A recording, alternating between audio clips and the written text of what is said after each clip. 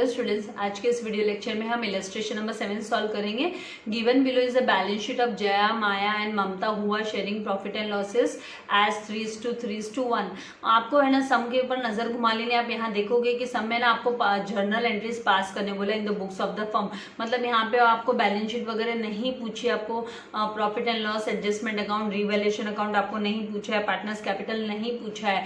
फिर भी आप एक बात ध्यान रखो कि आपको है ना एटलीस्ट है ना आपको 2 अकाउंट तो आपको प्रिपेयर करने पड़ेंगे वर्किंग नोट में, क्योंकि आपको है ना प्रॉफिट एंड लॉस निकालना है। तो आपको profit and loss adjustment account compulsorily आपको है ना वर्किंग नोट में करना पड़ेगा, तभी आपको प्रॉपर बैलेंसेस मिलेंगे। एंड दूसरी बात, आपको है ना इसमें पार्टनर्स कैपिटल भी बनाना होगा। क्यों? क्योंकि हमको है ना ये लोन वगैरह का एडजस्टमेंट जो इसका करना है, यहाँ पे पार्टनर यहाँ पे रिटायर का केस है, पार्टनर रिटायर होने वाला है, तो वो एडजस्टमेंट के लिए हमें है ना पार्टनर्स कैपिटल हम बनाएंगे, वो भी बेस्ट रहेगा, क्योंकि उसका भी हमको इफेक्ट है ना जो लोन वगैरह का है, और पार्टनर्स को कैसे रिवैल्यूएशन प्रॉफिट जाएगा, लोन का अमाउंट यहाँ पे दिखाई दे रहा है कि लास्ट जो स्टेटमेंट दिया है कि ममता को है ना ट्रांसफर करना है, मतलब ममता का जो पैसा है वो उसके लोन अकाउंट में ट्रांसफर करना है। तो उसके लिए it is better, I will suggest you कि आप है ना शॉर्टकट बोले तो शॉर्टकट कुछ नहीं होता, आपका प्रॉपर अमाउंट करेक्ट अमाउंट आना चाहिए, एरर नहीं आना चाहिए। उसके लिए बेटर आपको वर्किंग नोट में आपको ये जो revaluation account as well as आपको पार्टनर्स कैपिटल अकाउंट बनाना है एज आपका वर्किंग नोट, ठीक है, ताकि आपके सम में कोई मिस्टेक ना हो। अब हम आते हैं यहाँ पे सम्स में, देखते हैं कि 3:3:2 के रेशियो में उनको डिस्ट्रीब्यूट करने बोला गया है। प्रॉफिट एंड लॉस उन्होंने डिसाइड किया कि डिस्ट्रीब्यूट करेंगे। तो यहाँ पे आप देखोगे लायबिलिटीज के अंडर में यहाँ पे क्रेडिटर्स दिया है, बिल्स पेबल दिया है। इसका आप चेक करोगे, अगर इन अमाउंट में कोई इंक्रीज डिक्रीज है तो उसके अकॉर्डिंगली हम रिवैल्यूएशन अकाउंट के हिसाब से उसकी जर्नल एंट्री फ्रेम करेंगे। तो हम आगे जब ये ना रिवैल्यूएशन अकाउंट बनाएंगे, सम सॉल्व करेंगे, तब हम अभी नीचे टर्म्स में भी देखते हैं कि किस में इंक्रीज डिक्रीज है, तो उसके अकॉर्डिंगली जर्नल एंट्री बनेगी। फिर यहाँ पे कैपिटल्स दिया है, तो हम कैपिटल अकाउंट जो वर्किंग नोट में बनाने वाले हैं, तो उस वर्किंग नोट में बैलेंस ब्रॉट डाउन करके इनका बैलेंसेस कैपिटल का हम कैपिटल अकाउंट में लिख लेंगे। एंड जनरल रिजर्व दिया है 16,000, तो जनरल रिजर्व को हमको तीनों भी पार्टनर को डिस्ट्रीब्यूट करना है उनके 3:3:2 के रेशियो में। तो 16,000 डिवाइड बाई 8 करेंगे, राइट। तो फिर हमको है ना यहाँ पे 2,000 मिलेगा, तो 2,000 मल्टीप्लाई बाई 3 किया तो 6,000 6,000 एंड 4,000 करके बैलेंसेस इनके जनरल रिजर्व के आएंगे, वो हम पार्टनर्स कैपिटल अकाउंट में रिकॉर्ड कर लेंगे।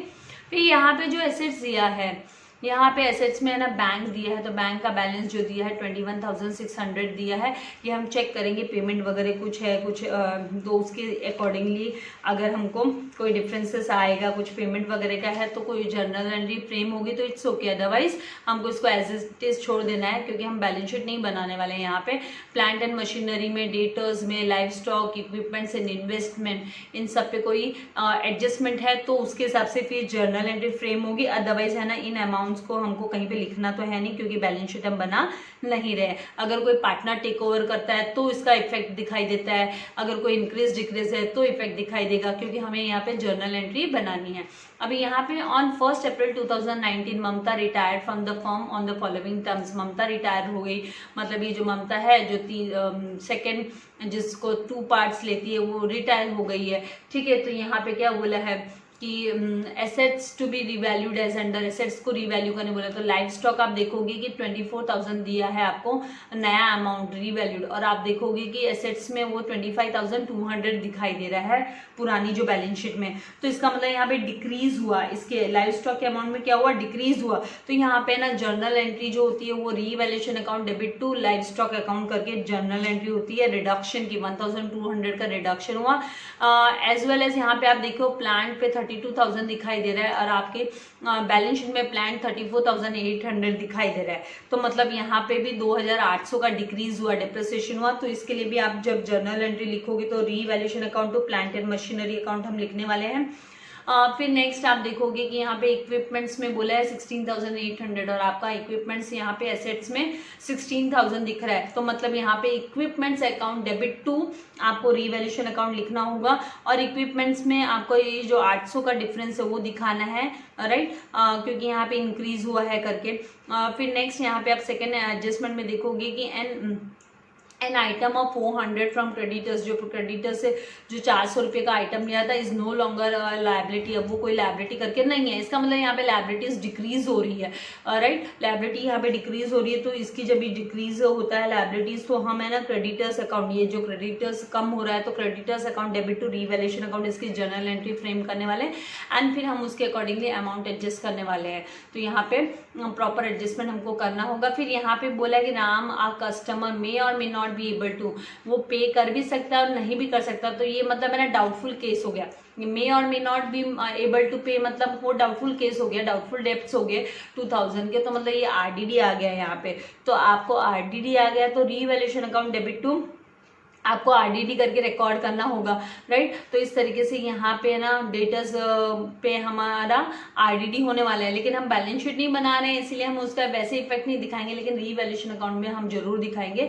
फिर उसके अकॉर्डिंगली हम जर्नल एंट्री प्रिपेयर करेंगे। तो उसके लिए सबसे पहले हम रीवैल्यूएशन अकाउंट बना के और उसके हिसाब से हम है ना जर्नल एंट्री फ्रेम करेंगे। और सबसे पहले हम ये जो जनरल रिजर्व दिया हुआ है इसका डिस्ट्रीब्यूशन का हम जर्नल एंट्री प्रिपेयर कर सकते हैं। बाकी उसके बाद में रीवैल्यूएशन अकाउंट के ऊपर बेस्ड होगी जर्नल एंट्री। एंड जो हम पार्टनर्स कैपिटल अकाउंट बनाएंगे तो वहां से हमको ये जो ममता का जो अमाउंट है ड्यू है उसको वो ट्रांसफर करना है उसके लोन में। तो वो पार्टनर्स कैपिटल अकाउंट से हमको जर्नल एंट्री मिल जाएगी इसकी कि हम Mamata's capital account to Mamata's loan करके हम जो भी अमाउंट आएगा वो हमें पार्टनर्स कैपिटल अकाउंट से मिलेगा। तो इस तरीके से ये हमें सम सॉल्व करना है। इजी है, डिफिकल्ट नहीं है, कुछ चीज़ें नहीं पूछी होती है लेकिन हमको हमारे कन्वीनियंस और हमको प्रॉपर सोल्यूशन के लिए करना पड़ता है। तो इसलिए वर्किंग नोट ऑलवेज मस्ट है, ठीक है। तो आइए मैंने फॉर्मेट रेडी कर रखा है, तो हम स्टार्ट करते हैं रीवैल्यूएशन अकाउंट का मतलब ये जो जर्नल एंड रिजर्व है इसका डिस्ट्रीब्यूशन की हम जर्नल एंट्री लिख लेते हैं और फिर रीवैल्यूएशन अकाउंट के से स्टार्ट करते हैं सम को। नोट के लिए मैंने partners capital and revaluation account का फॉर्मेट रेडी रखा है। और इसमें सबसे पहले हम क्या करेंगे, क्रेडिटर्स बिल्स पेबल दिया वो हमें रिकॉर्ड करना ही नहीं है। वहाँ पे कोई इंक्रीज डिक्रीज वाला केस जब आएगा तब हमको वहाँ उसको है ना रीवैल्यूएशन अकाउंट में दिखाना है, राइट। तो नेक्स्ट यहाँ पे जो कैपिटल अकाउंट दिया हुआ है लायबिलिटीज़ के अंडर में, तो वो हम बाय बैलेंस ब्रॉट डाउन करके ये जो वर्किंग नोट के इसमें हमने पार्टनर्स कैपिटल बनाया वहाँ पे रिकॉर्ड कर लेते हैं। तो यहाँ पे 48,000 एंड जो सेकेंड पार्टनर है वो है 52,000 माया का एंड ममता का 36,000 हम इस तरीके से रिकॉर्ड कर लेंगे। फिर उसके बाद में जो नेक्स्ट हमको यहाँ पे है वो जनरल रिजर्व, राइट। तो हमको जनरल रिजर्व भी पार्टनर्स कैपिटल में दिखाना है, राइट, उनको डिस्ट्रीब्यूट करना है पार्टनर्स को। तो बाय जनरल रिजर्व अकाउंट करके हम लिख लेंगे। और यहाँ पे मैं जनरल रिजर्व का कैलकुलेशन रेशियो में इनको डिस्ट्रीब्यूट करना है हमें, राइट। तो जो अमाउंट दिया हुआ वो 16,000 का है और इनका जो रेशियो है वो 3:2 का रेशियो है पार्टनर्स के बीच में, राइट। तो हम एक इसका जया शेयर निकाल लेते हैं is equals to 16,000 multiply by आप 3/8 करोगे। ये सबका टोटल होता है वो 3/8, 3/8 एंड 2/8 ऐसे होता है, राइट। इनको हम सम अप करते हैं 3 + 3 6 + 2 8। तो ये 8 पार्ट्स, टोटल 8 पार्ट्स में से 3 पार्ट जया का, राइट, जया से। यहाँ पे 8 × 1 = 8, 8 × 2 = कितना होता है 16 होता है। तो यहाँ पे 2000 मल्टीप्लाई बाय हम 3, 1 पार्ट है वो 2000 आया, मल्टीप्लाई बाय 3 किया तो 6000 आया। तो सेम है ना, हमको पता है माया का भी सेम आने वाला है, माया का भी 2000 मल्टीप्लाई बाय 3 ही हमको करना है। और फिर यहाँ पे ममता का पार्ट हमको पता है, ममता का शेयर कितना होगा 2000 मल्टीप्लाई बाय 2 करना है, तो 4000 आया। इस तरीके से हमको ये अमाउंट मिल गया। अभी हम क्या करेंगे, यहाँ पे जो अमाउंट है इनका 6000 एंड 4000 इस तरीके से रिकॉर्ड कर लेंगे, ठीक है। तो ये अमाउंट हमने डिस्ट्रीब्यूट कर दिया। उसके बाद में जो एसेट्स में बैंक का हमको ज़रूरत नहीं है, हम यहाँ पे जब भी डिक्रीज बैंक का उसका हमको कोई जर्नल एंट्री नहीं लिखना है, राइट। और उसके बाद में जो नेक्स्ट है यहाँ पे हम टर्म्स पे सीधा आ जाते हैं। तो टर्म्स के अकॉर्डिंगली हम है ना रीवैल्यूएशन अकाउंट में फिर है ना इफेक्ट्स दिखा सकते हैं, राइट। तो टर्म्स में सबसे पहले है ना लाइव स्टॉक का रीवैल्यूड अमाउंट दिया हुआ है 24,000। आप देखोगे कि आपके जो बैलेंस शीट में एसेट्स के अंदर है ना 25,200 है, तो वहाँ पे डिक्रीज आया, देखने पे आपने देखा कि उसमें डिक्रीज आया, लाइव स्टॉक का अमाउंट कम आ रहा है, नया जो रीवैल्यूड अमाउंट दिया वो डिक्रीज्ड अमाउंट दिया है। तो आप डिफरेंस देखोगे तो उन दोनों के बीच का डिफरेंस कितना आएगा, 1200 का डिफरेंस आएगा, वो आप रीवैल्यूएशन अकाउंट में डेबिट साइड में रिकॉर्ड कर लो। ठीक है, इसी से फिर हम जर्नल एंट्री फ्रेम करेंगे। मैं आपको दिखाऊंगी कि ये वर्किंग नोट से आप कैसे फटाफट जर्नल एंट्री लिखोगे। ठीक है, फिर इसके बाद में आप प्लांट एंड मशीनरी का देखोगे तो प्लांट एंड मशीनरी पहले 34,800 और अभी 32,000, तो मतलब यहाँ प्लांट एंड मशीनरी में भी डिक्रीज़ हुआ, राइट। तो आप यहाँ पे जो 2,800 का डिफरेंस है प्लांट एंड मशीनरी का वो रीवैल्यूएशन अकाउंट के डेबिट साइड में लिख लोगे। फिर उसके बाद में आपको इक्विपमेंट्स में इंक्रीज़ का दिया है, इक्विपमेंट्स में इंक्रीज़ आया है इसीलिए आप बाय इक्विपमेंट्स लिखोगे। इसी से जर्नल एंट्री फ्रेम हो जाएगी, इजी हो जाएगी आपके लिए। आप देखोगे अभी कैसे क्विकली आप लिख सकते हो, आपको आइडिया लग जाएगा। फिर नेक्स्ट है ना, आपको क्रेडिटर्स बोला है कि क्रेडिटर्स अभी नो लॉन्गर बोला है, मतलब वो कम हो गया। कम हो जाना क्रेडिटर्स मतलब आपका बेनिफिट हो गया, तो बाय क्रेडिटर्स। और कितना कम हो गया, 400, तो इधर 400। बैलेंस शीट तो बनाना नहीं है इसीलिए हमको इसका बैलेंस शीट में इफेक्ट दिखाना ही नहीं है। जब बनाने ही नहीं बोला है तो हम क्यों अननेसेसरी बना के दिखाएंगे, राइट। तो इस तरीके से एडजस्ट किया। उसके बाद में ना यहाँ पे राम करके उसका बोला है कि ही मे बी एबल और मे नॉट, तो डाउटफुल केस हो गया, तो वो RDD करके हमको रिकॉर्ड करना है टू RDD अकाउंट, यहाँ पे 2000। ठीक है, तो इस तरीके से ये सारा अभी हो गया। अब हमको क्या करना है, इसको रीवैल्यूएशन अकाउंट को क्लोज कर लेना है। तो आप देखोगे कि रीवैल्यूएशन अकाउंट का यहाँ पे डेबिट बैलेंस हो रहा है, मतलब डेबिट साइड मोर हो रहा है। 0 0 8 + 2 10 का 0 कैरी वो 1 1 + 1 2 2 + 2 4 and 2 6, तो 6000। यहाँ पे भी 6000 लिखोगे। ये है ना 1200 है, 1200 6000 माइनस 1200 आप करोगे तो 4800 आता है, राइट। तो 4800 का लॉस है। तो ये bye partners capital account, short form भी यहाँ पे लिख सकते हो कैपिटल अकाउंट। तो ये कहाँ किस किस को बेयर करना पड़ेगा, जया, माया एंड ममता, तीनों को, और उनके रेशियो में ही जाएगा। तो अभी आप यहाँ पे क्या कर लोगे, लॉस है ये, राइट। लॉस कितना, 4800 का डेबिट बैलेंस होना मतलब लॉस होना। तो Jaya share is equal to 4800 multiply by 3/8 करोगे, 8 1 ज़ा 8 एंड 8 6 ज़ा कितना होता है 48, तो 600 मल्टीप्लाई बाय 3 किया तो कितना आएगा 1800, राइट। उसी तरीके से माया का ये 1 शेयर आ गया 600, तो 600 मल्टीप्लाई बाय 3 कर दो तो 1800। एंड ममता का 601 शेयर है, 8 पार्ट किए ना अपने 4800 के 8 पार्ट्स किए तो 600 आ गया। तो 600 मल्टीप्लाई बाय आप फिर क्विकली 2 करोगे तो यहाँ पे 1200। तो ये लॉस आपने निकाल लिया। अब आप यहाँ नहीं लिख रहे हो तो आप डायरेक्टली भी क्विकली ऊपर जस्ट रिकॉर्ड कर सकते हो पार्टनर्स कैपिटल में। तो यहाँ पे पार्टनर्स कैपिटल में आपको क्रेडिट साइड नहीं, प्रॉफिट क्रेडिट साइड में हम रिकॉर्ड करते हैं, प्रॉफिट एंड लॉस हम डेबिट साइड में रिकॉर्ड करते हैं। तो यहाँ पे 2 रीवैल्यूएशन अकाउंट करके हम लिख लेंगे, और यहाँ पे 1800 एंड 1200 हम रिकॉर्ड कर देंगे। ठीक है, इसके बाद में हमको क्या करना है, हमको है ना कैपिटल अकाउंट्स को क्लोज कर लेना है। जर्नल एंट्री लास्ट में एकदम फटाफट इन्हीं से फ्रेम करेंगे। देखिए हम, आपको पता है कौन जा रहे हैं, यहाँ पे 40,000 आ गया, ममता रिटायर हो रही है, राइट। यहाँ पे 58,000 आ गया, और यहाँ पे आप टोटल करोगे तो 54,000 आ गया, राइट। अब ये साइड में भी 54,000, 58,000 एंड 40,000। अभी 40,000 माइनस पहले 1200 कर लो तो आपको क्या आ जाएगा, लोन, क्या आ जाएगा, लोन का अमाउंट आ जाएगा। तो माइनस करने पे 38,800। तो ये किसका लोन है, ममता का, 2 लोन अकाउंट करके। और यहाँ पे अभी ये जो बैलेंसेस होंगे वो आपके 52,200। हालांकि अभी इन बैलेंसेस की आपको फ़िलहाल ज़रूरत नहीं है क्योंकि आप बैलेंस शीट नहीं बना रहे हो, राइट। फिर भी जस्ट लिख देते हैं ये आपका बैलेंस। अब आपको क्या क्या लेना है वो मैं दिखाती हूँ। अब आपको क्या करना है, रीवैल्यूएशन अकाउंट पहले सबसे पहले हम ये जो जनरल रिजर्व को डिस्ट्रीब्यूट किया है उसका हम जर्नल एंट्री लिख लेते हैं। तो आप क्या करोगे, सबसे पहले उसकी जर्नल एंट्री लिखोगे। मैंने फॉर्मेट रेडी रखा है।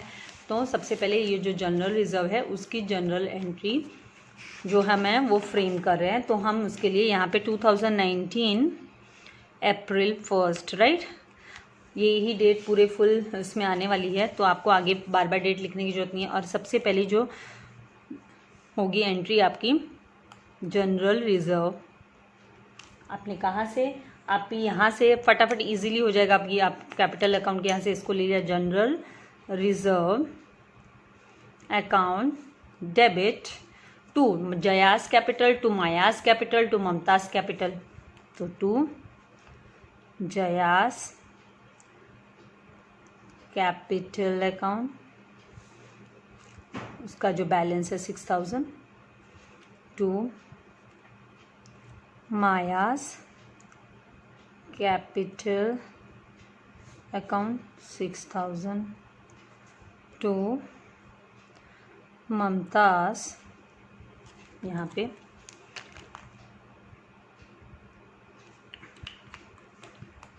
ममताज कैपिटल अकाउंट 4000 इस तरीके से, और टोटल 16000 रिकॉर्ड कर लेना है। फिर आपको क्या करना है, इसका नरेशन लिखना मस्ट है। जनरल एंट्री पूछिए, जर्नल एंट्री पूछे तो नरेशन मस्ट है। तो नरेशन बिंग से स्टार्ट करते हैं हम। बिंग जनरल रिजर्व डिस्ट्रीब्यूटेड, इतना भी लिखोगे तो बस हो गया। ओके, फिर सेकंड आपको क्या करना है, सेकंड जो एंट्री आपकी फ्रेम होगी वो किसके बेस पे, जो आपने रीवैल्यूएशन अकाउंट बनाया है। तो यहाँ पे रीवैल्यूएशन अकाउंट में आप देखोगे यहाँ पे ये जो डेबिट साइड 2222 करके है, तो आपको रीवैल्यूएशन अकाउंट डेबिट 222 करके ये पूरा लिख लेना है। जितना भी आपने 22 करके यहाँ पे मतलब डेबिट साइड में जो भी लिखे हैं, तो आप उसी के हिसाब से यहाँ पे जर्नल एंट्री लिख लोगे। तो आप लिखोगे रीवैल्यूएशन अकाउंट डेबिट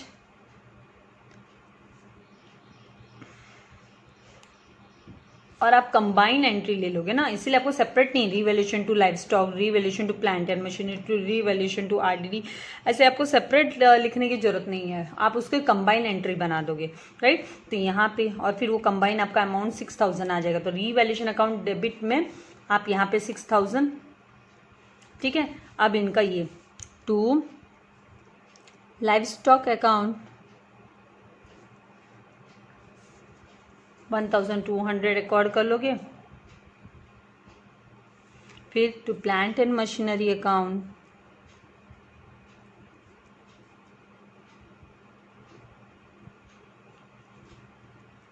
2800 इस तरीके से रिकॉर्ड कर लोगे। फिर उसके बाद में टू आरडीडी अकाउंट 2000,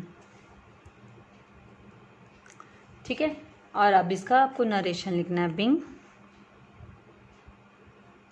एसेट्स क्या हो गया, डेप्रिशिएट हो गया, assets depreciated and RDD provided.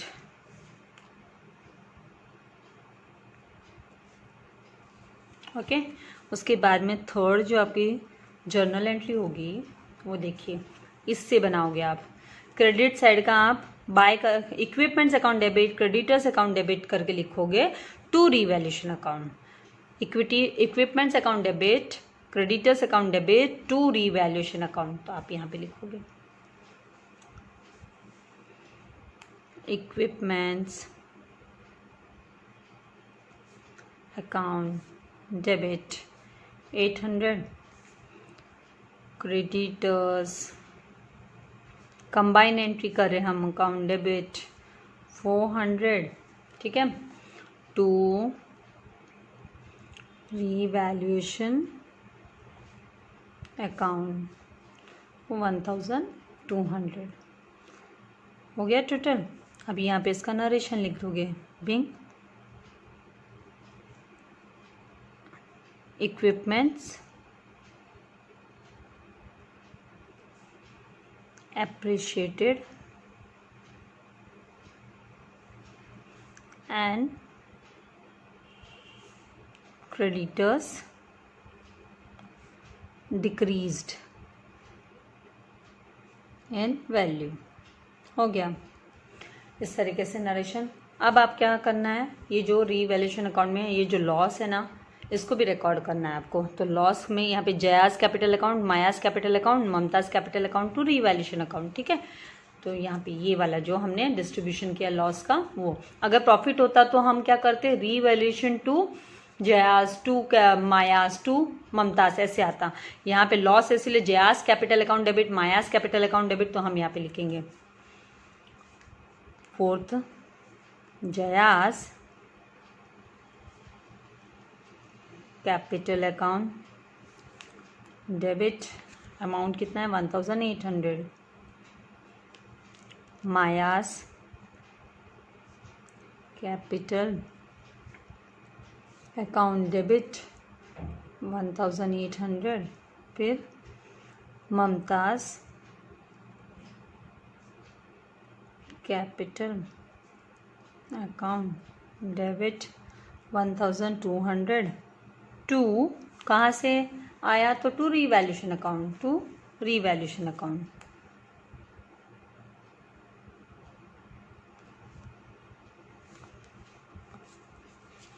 तो यहाँ पे 4800 का लॉस रिकॉर्ड किया हमने, तो हम इसके नरेशन लिखेंगे बिंग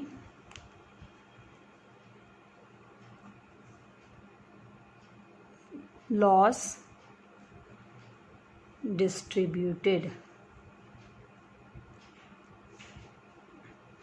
and TRFD लिख सकते हो, ट्रांसफर टू कैपिटल, इस तरीके से, ठीक है।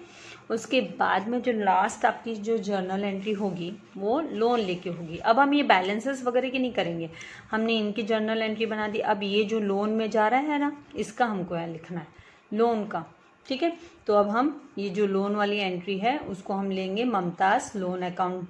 ये जो है ना पार्टनर्स का जो मतलब ममता का लोन है, राइट। तो हम यहाँ पे लिखेंगे Mamata's capital account debit, Mamata's capital account debit to Mamata's loan account, ऐसे लेना होगा क्योंकि ममता के कैपिटल के अंडर में टू लोन है। तो Mamata's capital account debit to Mamata's loan account करके हम लिखेंगे। तो यहाँ पे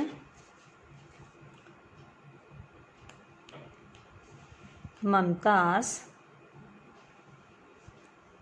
capital account debit to Mamata's, क्योंकि उसका जो भी अमाउंट है वो उसके लोन में ट्रांसफ़र करने बोल दिया, राइट। पेमेंट किया होता तो फिर हम पेमेंट के हिसाब से दिखाते उनको, Mamata's capital to bank account दिखाते। अगर है ना बैंक के थ्रू पे होता, कैश के थ्रू पे होता, तो हम ममताज कैपिटल टू बैंक या ममताज कैपिटल टू कैश करके हम दिखाते। लेकिन यहाँ पे हमको लोन के अगेंस्ट एडजस्ट करने बोला है, तो हम ममताज कैपिटल टू लोन और जो इसका अमाउंट है 38,800 इस तरीके से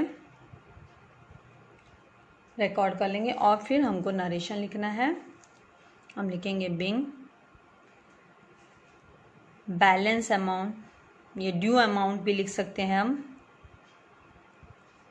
ड्यू टू ममता ट्रांसफर्ड। ये बैलेंस कैसे हुआ, उसका जो लॉस को एडजस्ट करने के बाद में बैलेंस जो है वो लोन में चला गया, transferred to her loan account. तो इस तरीके से आपको जर्नल एंट्रीज फ्रेम करनी है। आई होप आपको समझ में आ गया है। अगर इससे रिलेटेड आपको कोई भी डाउट हो तो आप मुझे कमेंट बॉक्स में लिख सकते हो। लेकिन आप ऑलवेज है ना, आपको भले कुछ भी दिया हो, कोई भी जर्नल एंट्रीज फ्रेम करने दो, लेकिन आप है ना पार्टनर्स कैपिटल रीवैल्यूएशन अकाउंट जरूर बनाइएगा वर्किंग नोट में, ताकि इससे आपको इजी भी हो जाएगा जर्नल एंट्रीज फ्रेम करने में और सम टफ नहीं लगेगा। अभी आज के इस वीडियो लेक्चर में मेरे सारे जो इलस्ट्रेशन सम्स दिए हुए वो सॉल्व करके हो गए हैं। नेक्स्ट वीडियो लेक्चर में मैं प्रैक्टिकल सम्स के साथ में आऊँगी। इससे रिलेटेड डाउट हो तो आप मुझे कमेंट बॉक्स में लिख दीजिएगा। एंड वीडियो को लाइक करना मत भूलिएगा। सब्सक्राइब नहीं किया तो प्लीज़ सब्सक्राइब कीजिए, अपने फ्रेंड्स के साथ भी चैनल लिंक शेयर कीजिए। Thank you very much. God bless you all dear students.